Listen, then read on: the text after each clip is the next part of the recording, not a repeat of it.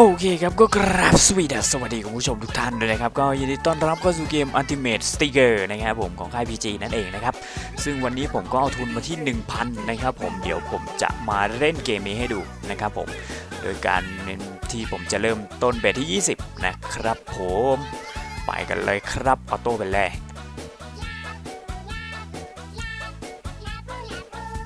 นกหวีดมาครับผมสวยงามครับยังไงต่อเจยังไหลอยู่นะครับผมขอ10ช่องแรกมาเอา10ไปต่อครับผมยังไงต่อจะเป็นสแกตเตอร์หรือว่าจะเป็น A ลงมานะครับหรือว่าจะเป็น K เป็นสแกตเตอร์นะครับผมเข้าฟรีสปินแล้วนะครับผมยังไม่ทันได้ไปไหนกันเลยนะครับมาเรามาดูกันดีกว่านะครับผมการเข้าฟรีสปินนะครับของเกมนี้จะเป็นอย่างไรนะครับผมผลของการฟรีนี้มันจะได้หรือเปล่านะมาดู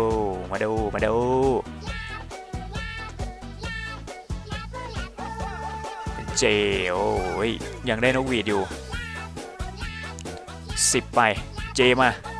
โอ้โหเอาเป็น A ว่ะขอเจสวยงามครับผมเจโบอย่างเงี้ยเจคู่ครับผม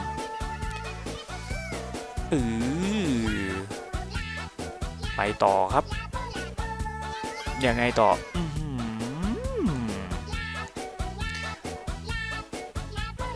ไปกันต่อครับผมยังเหลืออีก11สปิน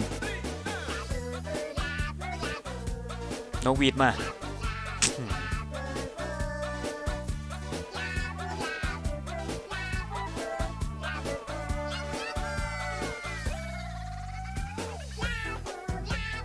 เป็นคิวนะโอ้โหเสียดาย A เริ่มนิ่งแล้วอะเริ่มไม่มาแล้วอย่าบอกว่าจะให้แค่นี้เถอะ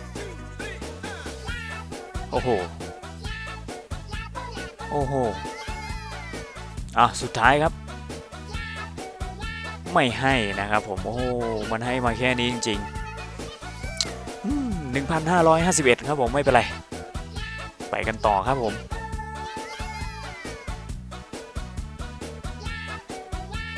โอ้โหว้าวรัวๆเลยว่ะ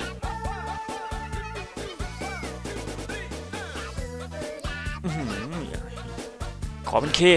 สวยงามครับผม A ไหลต่อครับสิแบบนี้ยังไงต่อไหลต่อไม่เอ่ยเขย่าแล้วต้องได้เขย่าแล้วต้องได้โอ้โห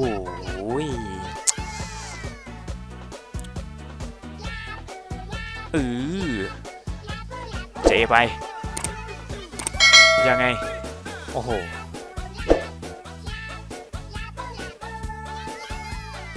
ได้แบบหลอมๆแหลมๆมากหมายครับเพิ่มเบ็ดไปเลยครับเบ็ด50ไปเลยไป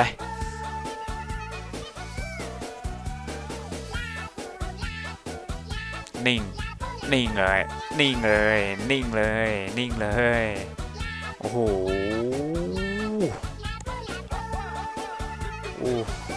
เอานกหวีดไปครับผมบวกกับ K ไปอีกครับผมเฮ้ยวาย3ช่องโอ้โหหน้าใหญ่มาครับผม 4,000 ครับผมไปกันอีกไหมโอ้ยไม่ไปนะครับ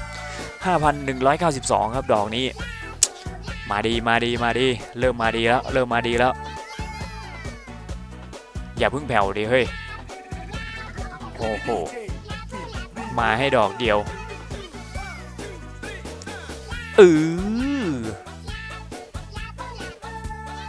อย่างนั้นสิเพื่อ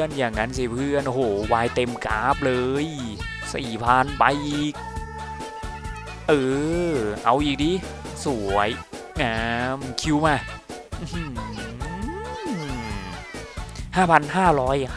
5,550 ครับคอมโบนี้ตอนนี้ก็ยอดรวมก็ที่ 11,000 แล้วนะเอาขออีกสักนิดนึงดิยังไงเนี่ย7สปินโอ้เป็น K สวยงามครับ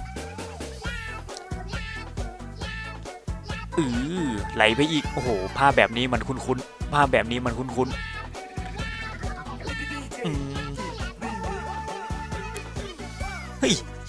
้มันคุ้นทำไมมันเหมือนกับดอกเมื่อกี้เลย เออโอ้โห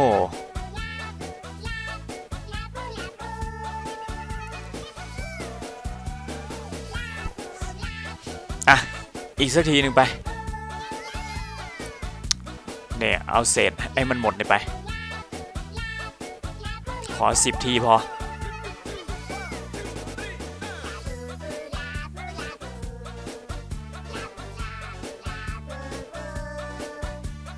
10ได้อยู่เคมาเออวินกหวีช่องแรกเถอะสาธุโอ้โหโอ้โหดอกนี้18,000สวยงามครับโอ้ยโอเควันนี้ได้ถอนแล้วมาจนได้ครับผมเกมอยากได้แบบนี้ก็ตามมาที่ใต้คลิปได้เลยนะครับผมแปะลิงก์ไว้ให้เรียบร้อยแล้วโอเคครับผมก็ก่อนจะจากกันไปนั้นก็อย่าลืมกดไลค์กด Subscribe ช่องผมเพื่อเป็นกำลังใจให้ผมด้วยแล้วกันไว้เจอกันใหม่คลิปหน้าสำหรับวันนี้สวัสดีครับผม